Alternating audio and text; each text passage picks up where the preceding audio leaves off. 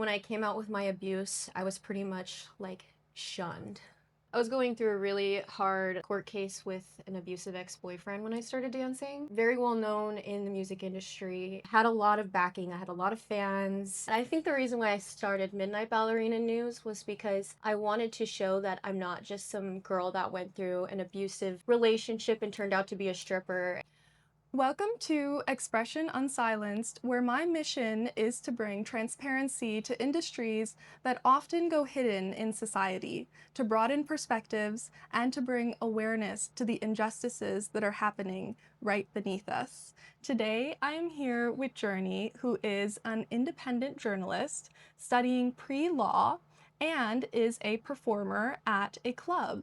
Thank you so much for being here. Thank you for having me. I'm so excited to be a part of this and dive into this underground world with you. Yes.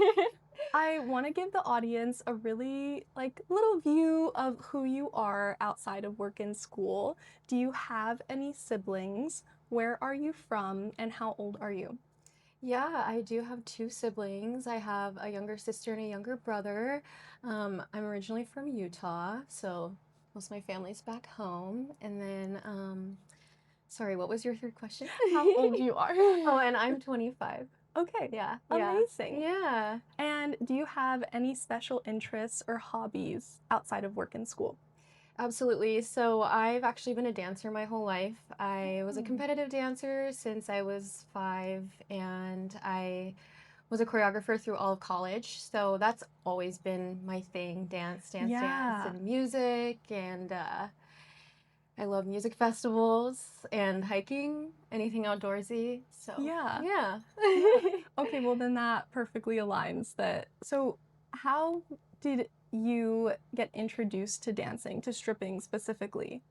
Yeah, it's actually really funny. I have a pretty wild family and very open about a lot of things, growing up. And I remember just comments being like, "You're such a good dancer, maybe you'll be a good stripper one day," like, You got that joke, yeah, yes. I did get that joke, and it probably was like an backhanded compliment in a sense at the time, but I took it as like, you know what? Like, I kind of have the confidence for it, so maybe one day, and that kind of instilled it in my head as a young kid.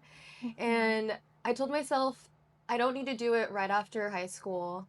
I had grounding, I had gotten into college, and I said, if I can get this degree done and I still feel like I should take that chance and do it, then I will. And so, yeah. Yeah. So did you have preconceived ideas of what the dancing world would look like? Did any stigmatizations that came up before you went in? Yeah, definitely. Coming from pretty religious area, it was definitely gate kept by the women who did it. They didn't really talk about it. Hmm. And yeah, it just wasn't a conversation a lot. Any kind of sexual work was never brought up. So I had no idea what I would have been getting into when I started. Yeah. Yeah, Other I than what I could also see on went the in internet. super naively. I feel like, and it's really hard. I think when you're looking online, at least at the time when I was looking on a few years ago, there really wasn't anything. There wasn't anything about what happens inside the strip club, what happens inside private rooms. Nobody wants to talk about that. And I Yeah, think it's because a lot of illegal activities do occur in there, so they don't want to put themselves in, jeopardy. But it is a really secret industry. definitely. I agree with you there. And in fact, I felt a little concerned about like whistleblowing in the sense with some of my content. And I've Mm-hmm. definitely gotten called out for that. But I think if we don't have education on this kind of thing, then we don't really know what can and could happen to Yeah. women. So it is important to And when start you talking. say that you've been called out for whistleblowing, what happened? It's kind of like you feel some backlash, whether it be within your own club Mm. or people So people online. from Yeah. your club found your videos. Mm-hmm. Really? Yep. Okay. Okay. Yeah, that could I could see how that could be an issue. I feel like I've not been working at the same time, so I Mhm. haven't had that issue come up, but I feel like people would have mixed reviews. So what do they say? Or is it just more like of like an underlying, we don't like this? It's definitely underlying. I think the women around me really like it. They always give me some compliments, but as far as management and my boss, like yeah, right after I started it, he came at me about something else and I just felt like it was animosity toward the whole situation cuz I don't really talk to him otherwise, so Yeah, yeah. yeah, it was interesting. Yeah. And so, for the viewers that don't know, Journey runs a page called Midnight Ballerina News, where you say it's information from the heels up, or I'm saying it wrong. Yeah, heels on the ground Heels on the intel ground. from dancers themselves. Yes. And will you tell us a little bit more about what your mission is with this page? Absolutely. So, dancers in strip clubs are just a huge look into what is happening to the rest of society, whether that be economically, socially, politically. I think we can see it all first there, especially with the gender polarization today. Like, we see the ugliest of people sometimes, we see the craziest, the ugliest, the wildest, the most outlandish. And so it's really like a sociological experience in a sense too, and I'd love to just let others that have never experienced it know what is happening, down the street from them at the club down the street. You never know what is going on. So, Hmm. I yeah. think when you talk about gender polarization, and also I've heard you talk about like the growing manosphere and the red pillars, how do you recognize these men in the club? Like what sets them apart? How do you know that they're like part of Mm. this type of people? Ooh, that's a good question. Honestly, I feel like all men are part of it right now. I do. I think whether we want to believe it or not, I think the patriarchy that we've grown under our whole lives is just in all of us. And so it's like if I talk to a man that I believe is super like transparent and honest and um, loves women and believes we, are equal, then that's one thing. But they usually say something that shows that there is that internalized misogyny somewhere. Hmm. I can't remember one customer or client that didn't have some kind of comment in there somewhere. Yeah. Yeah. Yeah. Will you tell us a little bit about like what your day in the life or what your day in the night as a dancer looks like? Like how do you run your business? Do you have any tactics of the ways that you sell? Yeah, absolutely. So I actually started in sales in high school. I worked for the fastest growing tanning salon in the nation. And so that was a lot of sales training. And I just Yeah. learned everything I needed to learn there, which is funny. I did that for 5 years and then I started dancing and I just took that all with me. It was like, you ask them a million times. If they say no 5 times, then you're good. You hear four no's, that's not it. You have one more no.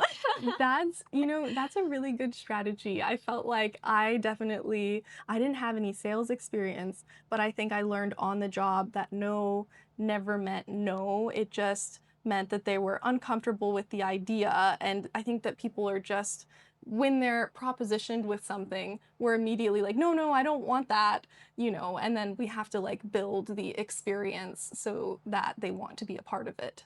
Absolutely. Yeah, I think there a lot of girls like girls have different tactics. You can be that bubbly one that's like, "Hi, boys," or you can be the one that like sneaks over and sits down quietly and it's like, "Hi," like, Yes.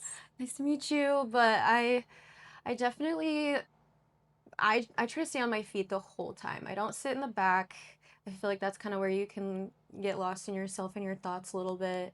So when I walk in, I'm on the floor the second I'm ready. I don't like to chit chat. Um, I go check out the bar and I'll talk to whoever's sitting there. Um, I usually look for older men. We get a lot of like military men at this club, so I'll avoid Mhm. them. Um, You said you'll yeah. avoid them? I will avoid them. Okay, Yeah. okay. What's your reasoning? I actually live near a Marine base, so it's younger men, Mhm. and again, going back to that manosphere, I think it is a little bit more ingrained in the younger generation, Mm, and they just have some kind of idea of what they are granted in this life. And I feel like a lot of times they feel like they are deserved a beautiful woman and they shouldn't have to pay for it. So that might be stereotyping. They're not all like that. I've had a few really nice ones that did, treat me very well, but most of the time I avoid the younger groups. yeah, yeah. Yeah. Do you feel like you put on a different personality when you work, or do you feel like, I know some girls will say, no, I like to stay myself because, like, to get into another personality is a lot of work, Mhm. to keep up all the time. What do you feel like has worked for you? Yeah, I totally stay myself. Yeah. I can't lie and I can't remember lies, so I pretty Well, much your am just an open book. personality is amazing, so I could Oh, see thank how you you. wouldn't need to change it one bit, Oh my know? God, that's so sweet. Thank you so much. You as Well, well. oh. Yeah. But yeah, I just am myself, and I think that's what makes me. I think that's what makes men trust me a lot Mm, in this industry, because you can kind of tell when somebody's selling to you right. They're like in your face, like, we should do a VIP, we should do a VIP, Like, I more so take it a step back and I'm like, well, it just depends on the experience you want, Like, this is like our VIP and this is our other room, or these are our different rooms. This one's like, if you want to go all out, So it's like giving them those mhm, options and educating the customer on what is available rather than pushing them in one way sometimes gets them to do more with you, do more time. So, mhm, if I can tell somebody's there to party right off the bat, I'm like, yeah, VIP, let's go, But if somebody's mhm, there and they're like thinking about really wanting a connection with somebody and spending their hard-earned money on them, then I'll just try to be as honest as I can with them about the experience. mhm. Yeah. And what does, like, being honest with somebody about the experience look like? Yeah, I pretty much, I mean, I think you've probably had it where someone will ask you to do an extra. Mhm. Oh, I'll do a dance with you if you do an extra. And I'm just like, that's not included in my menu. I'm sorry. Yeah, that's a good way to put it. It's not in my menu of Yeah. services. It's not in the club's menu, it's not mine. What Yeah. do you think of dancers who do extras? I see it all the time, and I think I think we just need decriminalization across the board, period, so women don't feel like they have to do it in the club to stay safe. I think that. That's a really good point. That's a very good point I haven't thought about. Mhm. Yeah. Yeah, yeah. Okay. I think because if you're working the street as a prostitute, right, like you run that risk of being hurt Mhm. and abused, and you end up falling into trafficking. So you have a pimp that, takes care of you. Whereas if you're working at a club, you have that management taking care of you, and they may not know you're doing extras, they might know, but you're still protected in a sense there. Yes, there Yeah. is a certain level of protection that the club offers, but I always feel like it's a very thin layer of protection because there's always somebody who can be paid off to turn a blind eye. I've Definitely. definitely been put in situations where management has specifically asked me if I'm okay with doing something so that they can put me in a room with somebody, but not letting me Mm, know. I was like, well, what is that something? What interesting. exactly? I was like, I could, maybe be open to something, but what is it? And then they don't want to disclose the information, and this guy is just, like this rapist Oh my basically. God, I'm so sorry that happened to you. No, Sorry, I mean to touch the mic, oh, but it's okay. But yeah, I think that the club, from my experience, has always had money as their top priority. It's not the women. I yeah. think that, and if they do say that women is their top priority, I still don't feel like it's a truthful. What has your experience been with that? Yeah, I agree. It is all about protecting themselves as a company, making themselves money, and keeping themselves out of, deep water. But I there I think that is what California has been trying to do is gain just more protection and more safety. And in Mhm. turn, obviously, as a lot of us know, it hasn't really worked out in the dancers' favors, and in fact, helped the clubs more. So I agree. I think there is a lot of problems with management right now. I heard a lot of really scary stories coming out of Los Angeles. Um, Trafficking is huge there, whereas in San Francisco, you're from there, and I feel like I've heard a lot of drug issues there through management. And so, Oh, yes, a whole line of our management got fired for dealing coke yeah. in the club that I had worked at. Now they have all new management, so Mm-hmm. but Yep. that whole field got taken out. But it's a very common thing, It you know. is. Yeah, it is a very common thing. And I mean, when you're in a party space, it's just there and you Yes, kind of and it just have to happens accept it. throughout all nightclubs, not just strip clubs. It's every nightclub this Exactly. is happening. Mm-hmm. Definitely. And yeah, I think in all entertainment industries, abuse of power is a problem. So this one's Mhm. just hidden. Yeah.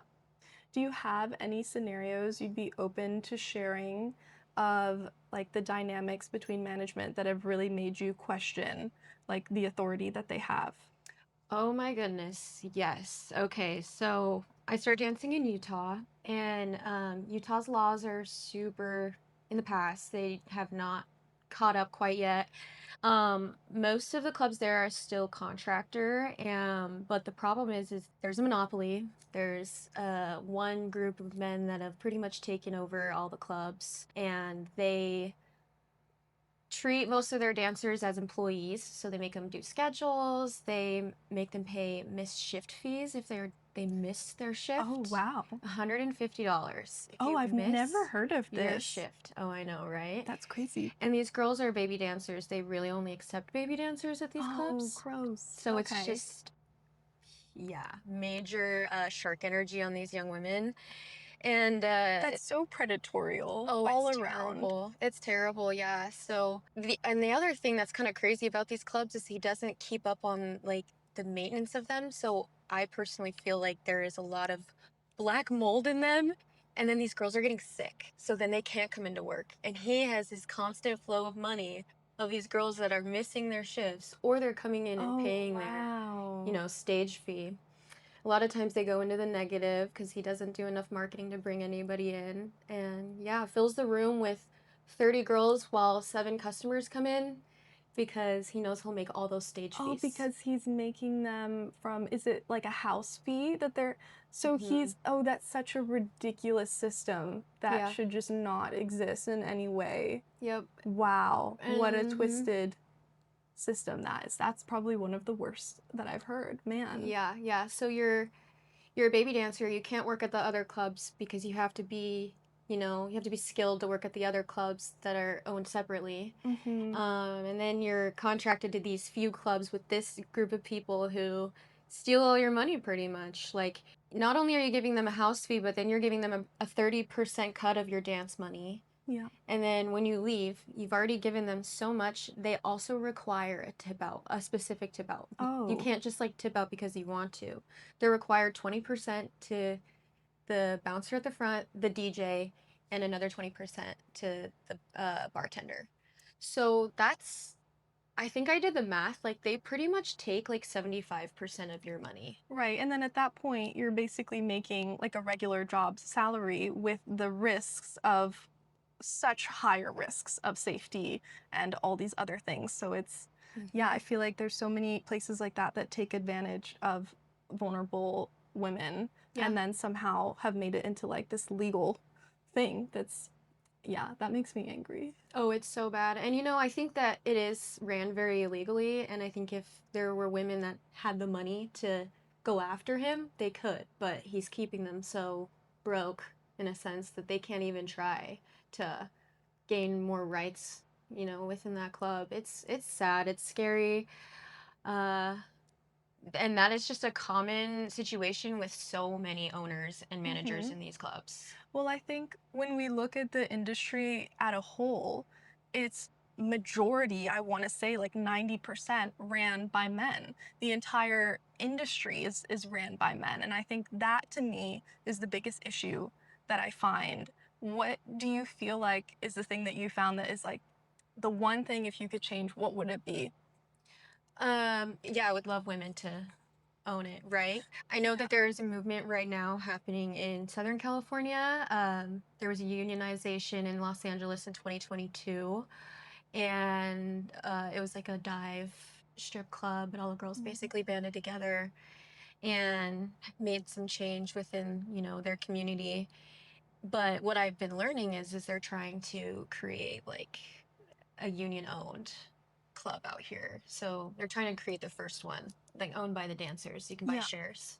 Oh, So wow. I'm really Okay. excited for that. That's kind of I like gay Yeah. country right now, but yeah. Yeah, that is exciting. I Yeah. really do hope to see a lot of change within the industry because I completely agree with you. I think that the industry is so connected to society and economy that if we can sort of help it from the bottom up, we'd only see a domino effect of good change within the world of these women, having the rights that they need and being able to have the legal support and all of that.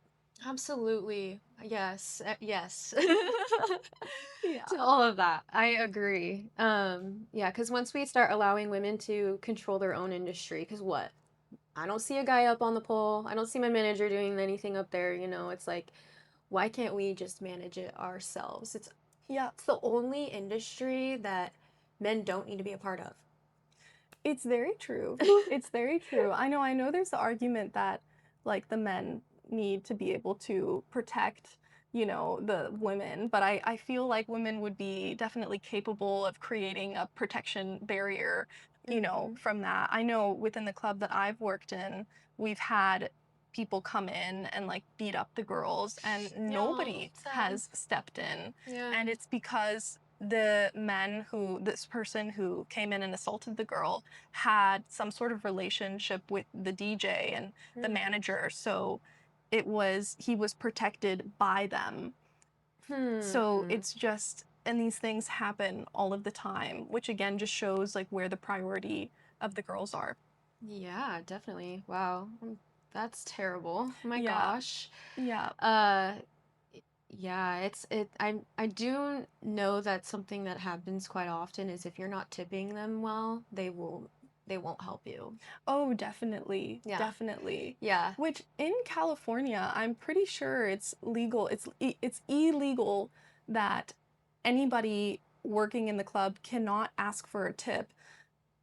And it's just it's one of those laws that are just like completely bypassed because we had a host in the club that I worked at that, let's say the girl made $1,000 tip, he would be asking for sometimes half, if not more than half Oh of my that tip. God. Can you tell us what are some of the craziest things you've experienced in the club from what people ask you to do? Yeah, I had a customer in Utah who loved to pretend I was Taylor Swift. So anytime he would come in, it was Taylor Swift night, and I was Taylor Swift. So that was a good one. An extreme, like, funny one. I think another really weird one was an arm. I have had a couple armpit guys. Yeah, I They like to can't do the tickle. armpits. No, it completely grosses me out. And I'm extremely ticklish. I think that I have like a reflex that if somebody tickles me, you might get a broken nose. Like it's like my mind goes into survival mode. It really does. Oh my God, could you imagine your heels in your hand? That's what would set me off, is being tickled. I know. Oh my gosh, yeah. It's not when a guy does it, I'll be like, "Okay, if you're gonna do that, $50." It's like, "No, I'm gonna give you $50 to tickle you." It's like, well, I don't want to be tickled, obviously. But yeah. Yeah. So I'd say like there's some really gross stuff like I've been puked on.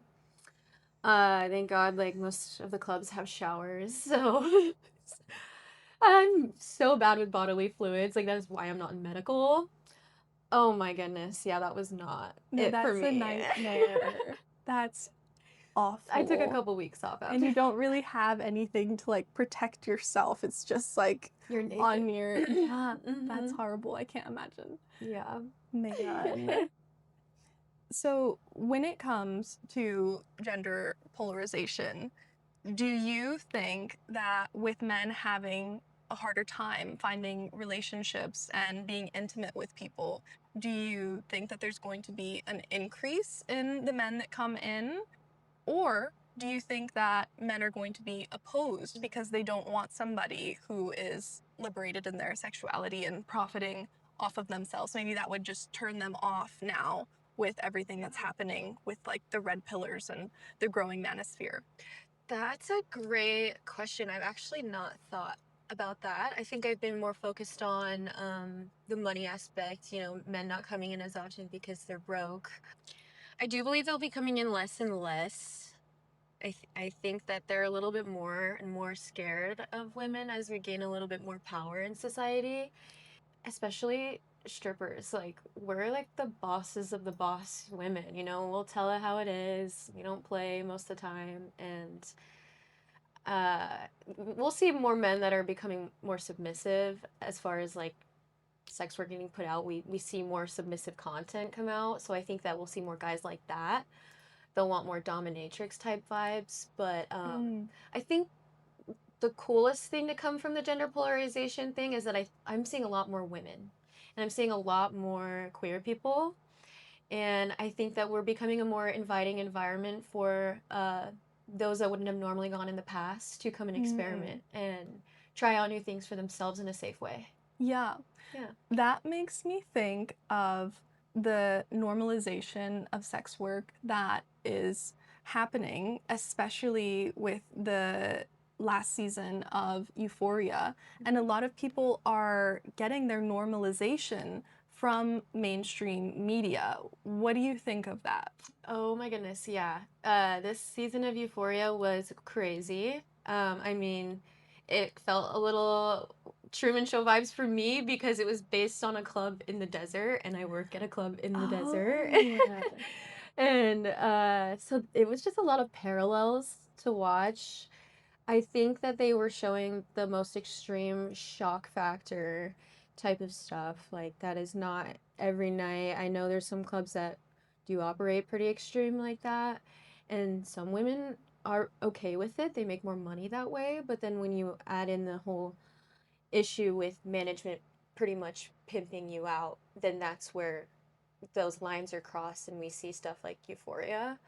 Hollywood has done a pretty poor job of displaying anything good coming out of this. mm-hmm. And I think you and I have both spoken about this previously about how we just feel there's no coverage on good stories and Mm-hmm. coming out of this on the other side, because people look at it as kind of like a war zone job. Like, you're putting Mm-hmm. yourself in this really scary position to make a lot of money, but I think we can kind of change that narrative a little over time with Yes. more women entering into film. And Yes. yeah. Yeah, I think I totally agree. I think that as dancers, we get this narrative of you're either surviving the work or it's destroyed you. And I know, yeah, part of our path, I think, is showing that there are infinite other ways that this can go about and that you can use these skills to further you in almost any direction. And I Mm-hmm. think that when we look at society, there are so many hurdles that dancers have to get over, from the stereotypes of being lazy or unreliable or just not caring people in Mm-hmm. general. We have to that when we say that this is our job, these things just automatically come to people's minds because of what we see in media. And I think that there needs to be more stories of actual women in the industry and what they actually look like Yeah, to give a better representation. Of course, absolutely. everybody is different, but I think that's the point. Everybody is different. Yeah, absolutely. Like, you might work with someone that's struggling, but then there's also another woman that thrives in that kind of environment. Exactly. Again, not everybody is the same, like you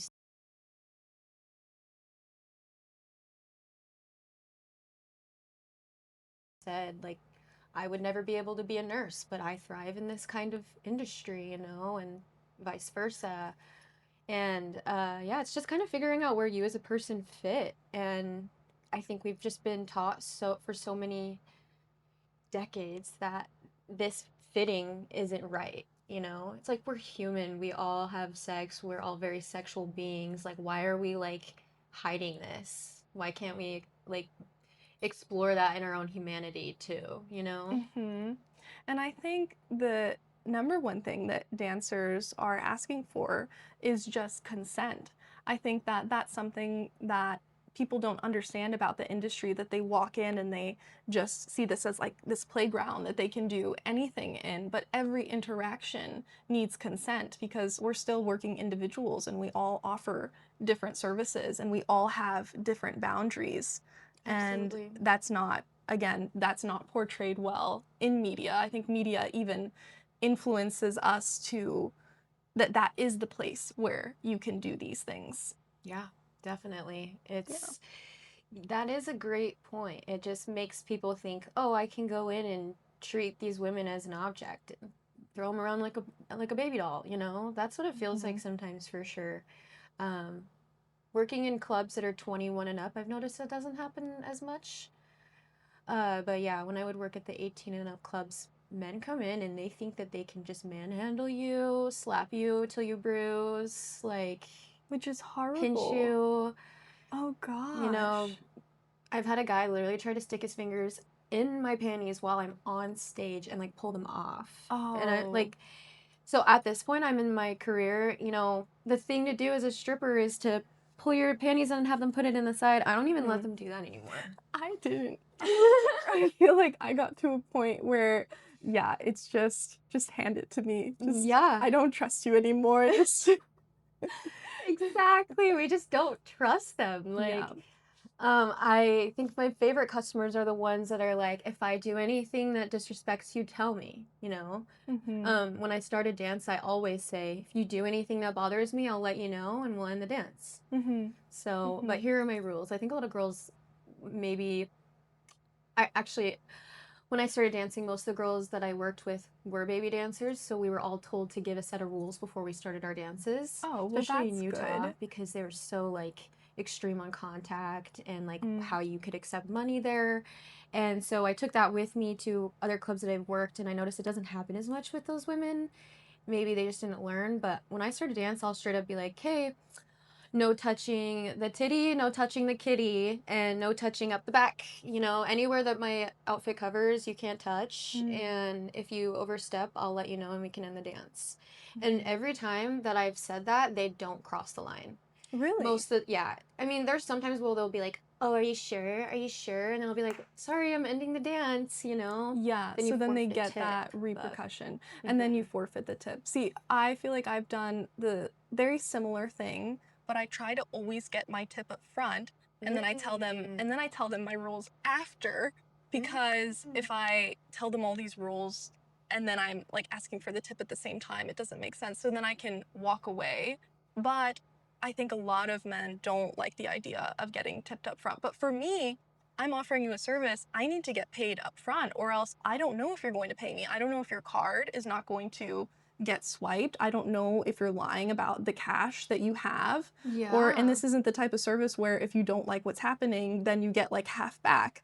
So I Mm-hmm. need to know how much I'm going to be making when I was working. That's Um, interesting. I haven't heard that tactic it's, before. I think it's definitely not something that like the club want, you know, Fair, but fair. But yeah. yeah, I mean, if it's like you're in a lap dancer not throwing ones, like might as well, right? If it's gonna be a big bill, then yeah, Yeah. that makes sense. Yeah. Okay. Yeah. What do you think? I get this question a lot of with all the injustice that does happen, what makes you come back to the job? I think there's injustice everywhere. I think in every industry I've worked in, I've dealt with misogyny and any like men in any industry are gonna belittle you as a woman, you know? And so I've never left. Once I started, I had stayed. I've never thought about leaving. I don't know when I will. Not anytime soon. Even as I get like my degrees. I came out of school making like 29 an hour and that just wasn't cutting it for me at the time. I couldn't live on my own. I couldn't pay for anything. So I was going through a really hard court case with an abusive ex-boyfriend when I started dancing. Mm. And so I just felt like that brought me the most stability I'd ever had in my entire life was like my first day of dancing was just that was it. I knew Mm, things were going to change for me then, and they did. So I've mm, stuck with it. yeah, Yeah. yeah. I'm curious to know if you're open to talking about it, about that court case. So it was abuse that you were having from him. Did it end up going in your favor? Yeah, this was a really, really messy situation. I was working in nightlife for a long time. I worked in EDM shows, Mm, and I was dating somebody that threw EDM shows, and so very well known in the music industry, and had a lot of backing. I had a lot of fans, and so when I came out with my abuse, I was pretty much like shunned.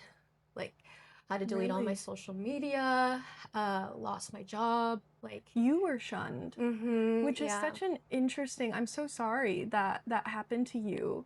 And I just hate that that happens to so many women who, and I think that that's why they're so afraid of coming out with the abuse that we face because of the repercussions that get put onto them that should have never been put onto them. absolutely, absolutely, yeah.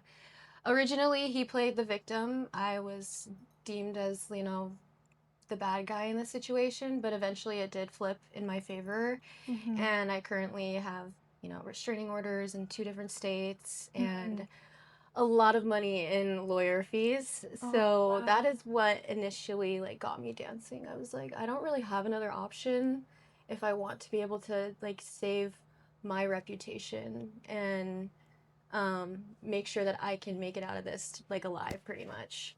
Yeah. Yeah. Yeah. Yeah, Wow. it was a really intense situation.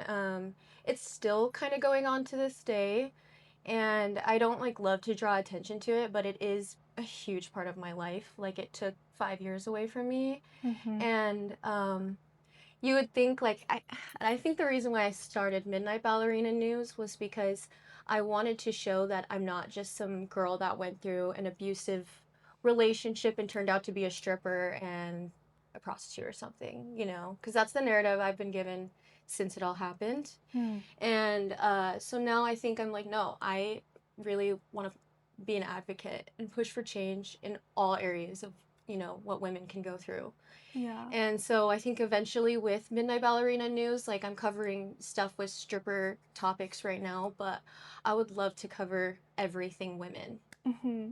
Yeah. Yes. No, I'm right there with you. I feel like I find it so important to talk about this first because it is a portion of who I am, but I eventually hope to, evolve and grow from this. But it's important for me to put it out there in society that this is where I started and how you can grow from there. So I think it's really courageous what you're doing, and I really commend you for that.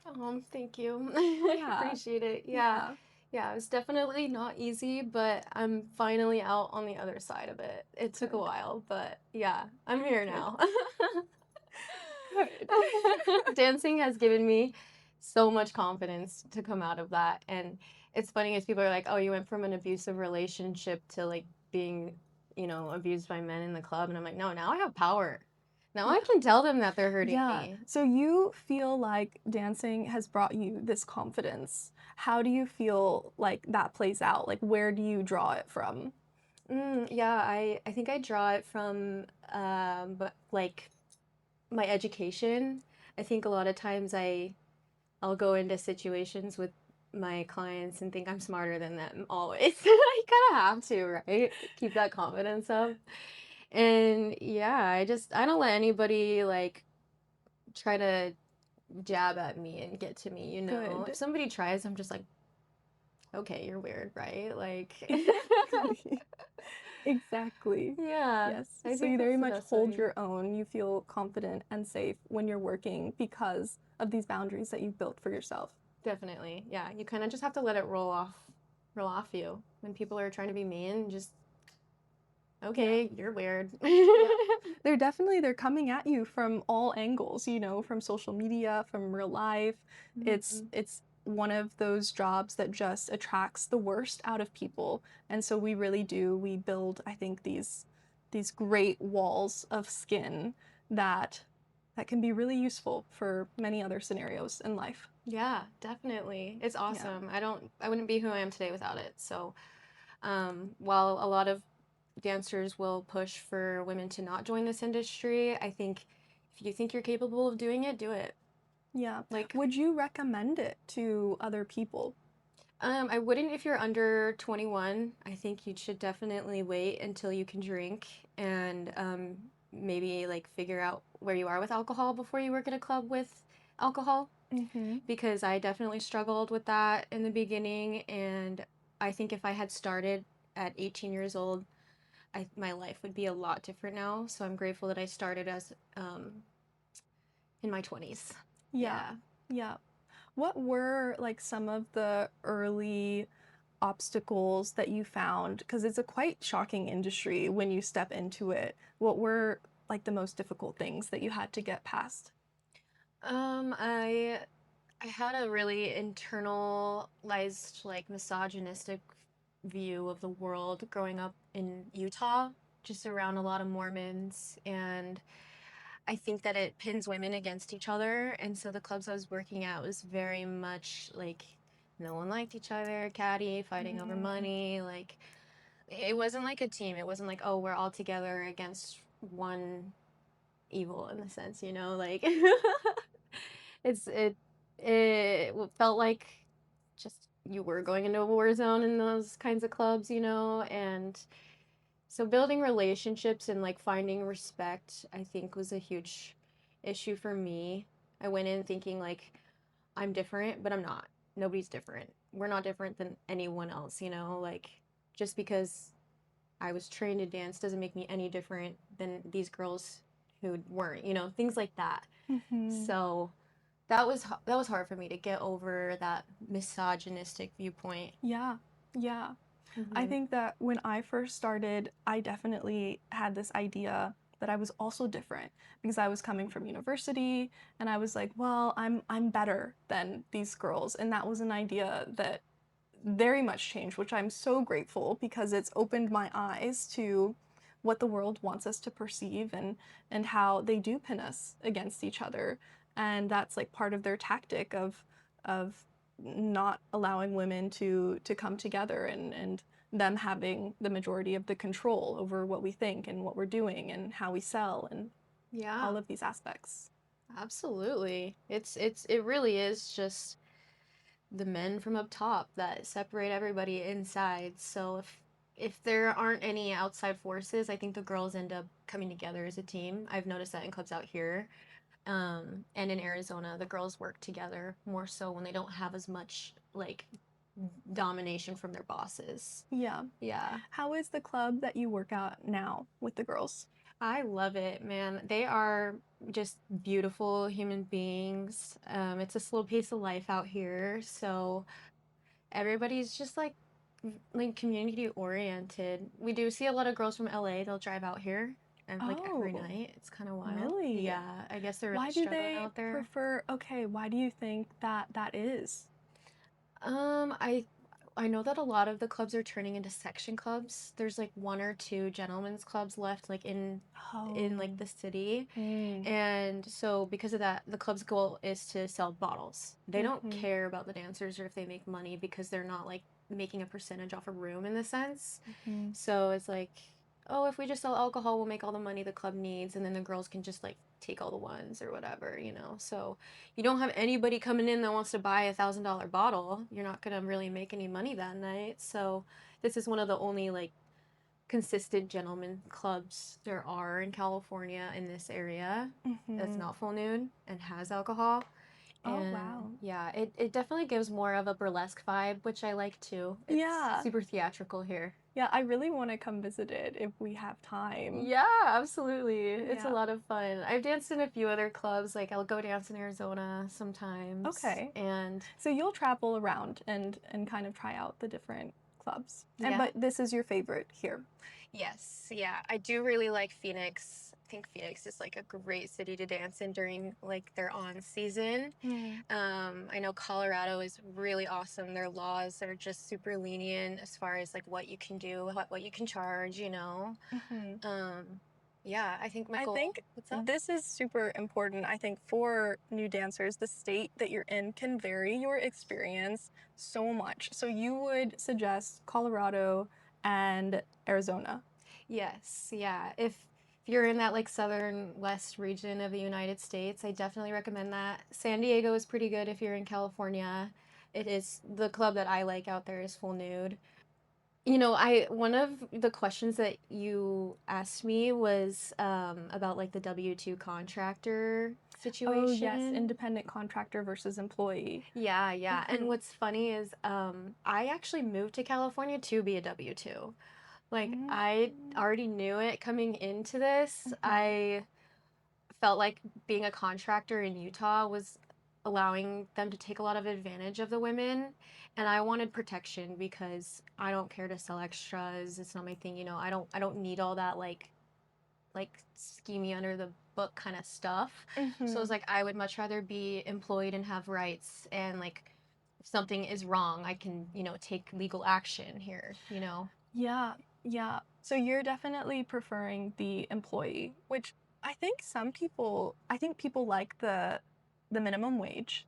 And then definitely if you have any health issues, having the insurance, I think that's a huge plus. Huge. Um, and I do feel like people who are because we had an option to either be independent or employee, and honestly, they've like made them to where they're almost the same thing. Like you're supposed to be an independent contractor, but then you still have to tell them, you still have to put in a schedule. You Mm. still have to work for a Hmm. certain amount of hours. There's really no difference. And then it's like, well, I am losing out on the minimum wage that I get per hour and all of these other benefits and the right to, contact a lawyer. I think with the club that I worked with, it's like you have to contact their specific lawyer if anything happens. So of course that lawyer is going to be biased. Absolutely. So it's Yeah. things like this where they're just finding any way to not prioritize Yeah. the girls all across Absolutely. the industry. Yeah, and if you're pretty much set up in the same exact format as W-2, being an independent contractor, then you make the same money and then you're taxed on that as the contractor. That money Mhm. that you've already. So it's like a double tax in the sense if you're an independent contractor in California. Yeah. And yeah, so I'm with you there. I think there does need to be a differentiation here, which they've lost. And I think we should have the option to have both. I think that is a good thing, and they should be formatted completely different. They should. Yeah, Right. yeah. Right. Because I do hate that they take so much. Like obviously, if they didn't do that, W-2 would be amazing. But um, in all reality, I think that just having safety is the best. And also, if you're working for a club that's independent, um, sometimes they'll hire under the table, and then you have no paperwork documenting that you've worked for them at all, and they can just Mhm. kind of do whatever. Mhm. That's what I've encountered when I worked at a lot of independent contractor clubs. I don't know about Yeah. you, but yeah. I'm super curious. You've mentioned something about ICE workers and that the club will send girls, dancers, to these ICE workers. Sometimes these girls don't have papers and maybe they've chosen these selectively. What do you know about this and what can you tell us? Yes. Yeah, this was a crazy story. I interviewed a dancer in Los Angeles, and she's a well-known influencer, and she was talking about how she's been able to like stay out of these situations because she's an influencer. It like kind of keeps her safe. Mm. But this is happening in LA where um, a lot of these managers like book private events for like celebrities or NBA or any kind of sporting events. Like it's not legal, but it happens, and so it's kind of like a thing where it's like they'll text in the group chat like, hey, who's available for a dinner tonight? And so I think in this situation the girls chose to do it, but they didn't know what they were getting into. Mm. So they're like, oh yeah, we're available for a party. And this manager knew what was happening, like Mm. knew that they were going to be walking into a hotel room with ICE agents. And so these women went in blind, and I don't know what really happened after that. I mean, they could have done anything to them. Exactly, because these women are now at the disposal of their lives being at stake of whether maybe they're going to be deported or maybe they're going to be held somewhere. And when there's that amount of power over a woman, anything can happen to her in a situation where these men are looking for sexual things. So I Yeah. think that's such a scary thing. And I Oh, think it's really important for people to know that stuff like this is happening and that corruption definitely exists within the system. yes. When I imagined that this was gonna happen, like I knew it. And when she told me that, I was like, oh my goodness, like it is already happening. Yeah, And um, yeah, that makes me scared for the people that are even like not dancers and having to deal with these ICE detention exactly. officers, Exactly. like Mm-hmm. it's a really ugly time right now, and it makes me sick. I worry for the day that they come into my club. And that I know a lot of clubs are doing this to keep them out of the club. Mm, interesting. Yeah. It's like, oh, like we won't come into your club if you book a couple girls to come to our hotel. Yeah. Yeah. Yeah. I think you also bring up an interesting point with the influencer sort of having this line of safety because she's put herself out in the open. Two things. She's able to bring in her own customers, which is great because then you don't have to worry about what the club is offering. But two, she has a second line of like defense of if something's happening, she knows she has a public audience to be able to speak to. And I think there's so many men who and so many people, not just men, but people who shame dancers for going public and for putting that out there. And I think that it could be a way for people to be able to let people know what's going on. Yeah, definitely. She's a strong one, that's for sure, because not many women are willing to do that. Another story that's similar is there was a group of women in Utah who one of them was like the social media manager, so she had the social media, and their bosses started making racist remarks to the girls, and so they were like, you know what, we're gonna put them on blast. And she took to the Instagram and posted all the receipts. Um, it was posted on Dancer's Resource, and it was Oh, just like wow. Yeah. it was interesting to see like the use of social media with outing people. Like I think a lot of these strip clubs don't think that that could happen because it's never happened, but Mm-hmm. it's starting to happen now. It's like actually no, you can be reprimanded online. Mm-hmm. People are gonna care, Yes. and those guys are no longer owners. They got completely removed. Yeah. Yeah. So it does make change. If you're willing to speak up and out, things will start I turning think around. that is exactly what we need is repercussion. There's somebody who commented on my video something it, it was something related to gang violence and that dancers deserve what they're getting and that we should actually like just we should be violent with them. And I clicked his profile and in his bio it says like works at a children's school. And so I reached out to the school and I screenshotted the messages because if I had a child, I wouldn't want him to be working with somebody who thinks that violence against women is okay or even encouraged. And they messaged me back and they said that they took proper action and they let him go. So Wow. I am very much for repercussions. I think that's exactly what our society needs. Even if it is, Absolutely. it's embarrassing, but it should be embarrassing. That's the thing. I think that so many women have been taught to when someone's being catcalled or something, just ignore it. It'll go away. And it's Yeah. been shown it doesn't go away. They need No. some sort of disciplinary action. Exactly. Yep. I agree with you wholeheartedly. Ugh.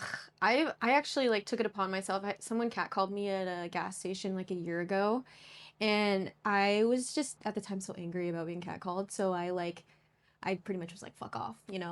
And he literally started screaming, like, this bitch just told me to fuck off, and I'm trying to give her a compliment, like, fuck this bitch. And so I was just like staying silent, trying to like get my gas and go. And he drives his car around to my car, gets out of his car, starts walking up on me. This is a huge African American man. Oh I was like in man. a yoga outfit, like, And he's like, well, what if I came up and hurt you, you dumb bitch, you know? And I was like, I have the gas in my hand. I was like, I'm gonna spray you with gas. Yeah, go a little psycho on them, you know? That's what they need. Yeah, it's like you stick up for yourself by being like, I don't want your cat call. Like, Yeah, get away from me. And they take that as an opportunity to like, oh, let me commit some violence on you. You know? exactly. I was ready to be on the Exactly. news right there. I was like, oh my God. Like, yeah. Yeah. You just again, like you don't know what they're gonna react like. And so I mean, since then I've been scared to ever react like that. I just stay silent. So yeah, I know. repercussions need to happen. I know. Yeah. Yeah, I hate the gas station. I feel like as I never used to be scared of the gas station, I think until like I just started doing the research that I'm doing now, and I feel like I can just read people's intentions and what I thought when I was, in my early 20s compared to now, that like the glaring at me, I used to maybe take it as like a compliment or that's fine. And now I'm just like I'm in fear, and I think a lot of people are in fear all the time because of the increase of violence that's happening constantly, again, with no repercussions. Yeah. Yep. And I almost feel like men are like we see the craziness in the club, but I feel like they're like almost more ballsy outside of it because they know that we will give them some repercussions in the Mm, club, you yeah, know? Like yeah, obviously they're still gonna do what they want to do, but if we can nip it in the butt as much as possible, then they're not going to do it to us. As you know, hopefully it just continues into the actual real world and they stop doing that. But until people start holding them accountable, it's not going to happen. yeah. Yeah. So you mentioned that the line between sex work and influencers is getting really blurry. What do you mean by that? So you've probably heard of yacht girls, right? It's this phenomenon that people believe is going on where, social media influencers, big ones like millions of followers, are actually making their money by being high earning escorts, and they call them yacht girls. And so there's just a lot of rumors that a lot of the women that we see every day on TikTok and social media do that kind of work. It's not proven, it's just allegations.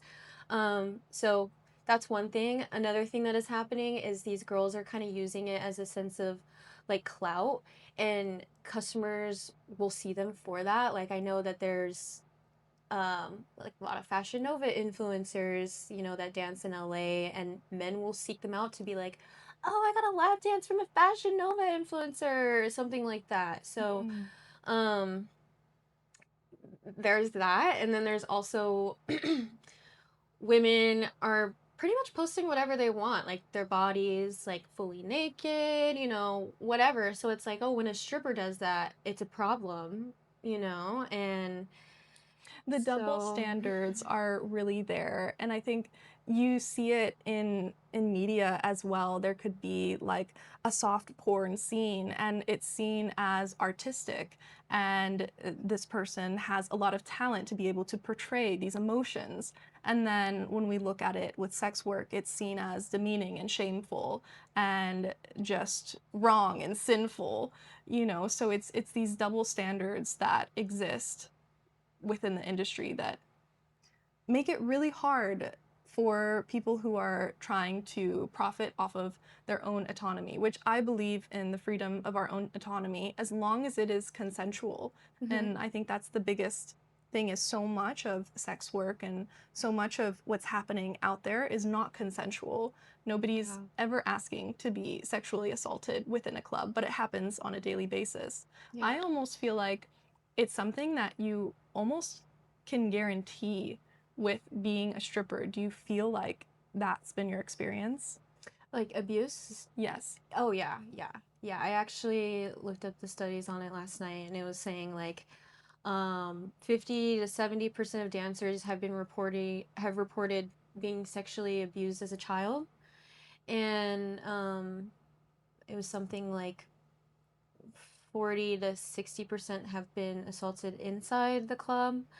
And while correlation doesn't equal causation, it's still there. And so if we can see that with women that are working in sex work, like imagine the women who have gone through it and have hidden it too. Exactly. Yeah. Yeah. Because we're open about it. You know, we see it every day.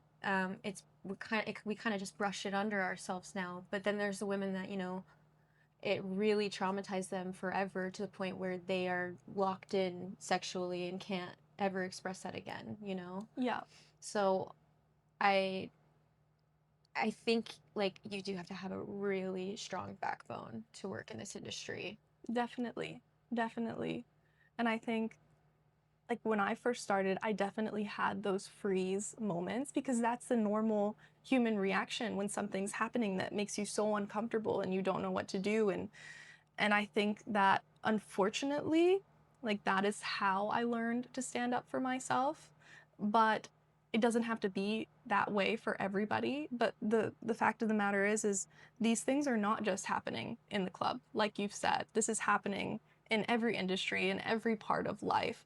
And nobody's taught how to approach these situations. And so when you look at dancing, you tend to build those steps on your own and Mm-hmm. you're able to it's like a sad way of like learning these lessons, but it's also you're learning very valuable lessons of how to say no and that you are valuable and that you get to say what's going to happen and what's right, for yourself. Yeah, yes. Exactly. It's just you do build up that like array, like that list in your head of how you can prevent the abuse. Mhm. That is something I haven't really thought about. But yeah, you pretty much have the same interaction so many times that you're like, this isn't working, obviously. Oh, this works. You know, Mhm. like you go through that list. And Mhm. you're so right that a woman that hasn't worked in this would not necessarily know those steps from experience. So Mhm. that's, yeah, we do definitely, we, as sex workers, we should educate more people on that, I believe. Yeah. Yeah. Yeah. Yeah, that's a great point. Thanks for bringing that up. Oh, yeah.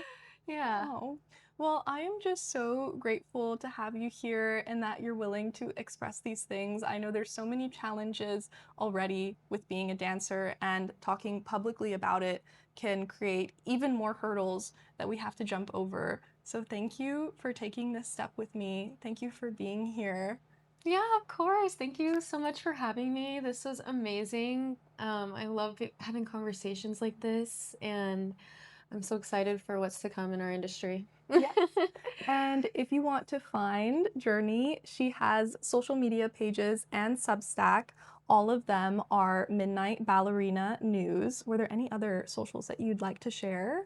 No, Or just Midnight Ballerina News on all platforms. perfect. And if you would like to support marginalized voices, you can share, like, and support this channel. It would mean so much to us. Thank you so much. Thank you so much. Yay! Oh my goodness, I'm like a sweaty mess. Oh, you're fine. I'm starting to sweat now too.